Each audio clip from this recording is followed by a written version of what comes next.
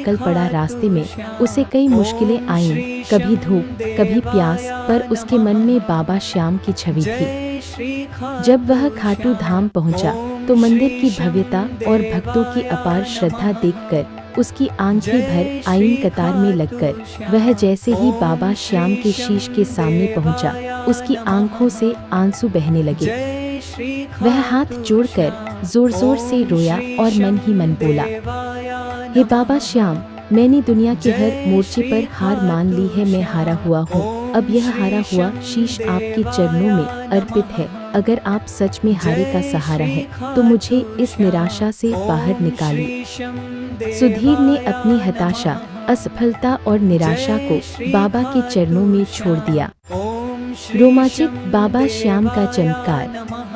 दर्शन के बाद सुधीर ने मंदिर के बाहर बैठकर कुछ देर भजन सुना। उसके मन का बोझ हल्का हो चुका था।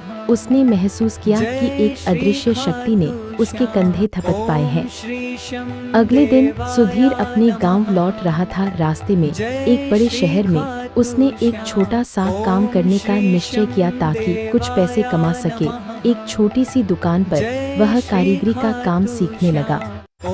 बाबा श्याम की कृपा और उस रात की प्रार्थना का असर था कि इस बार सुधीर के मन में न तो जल्दबाजी थी और न ही निराशा।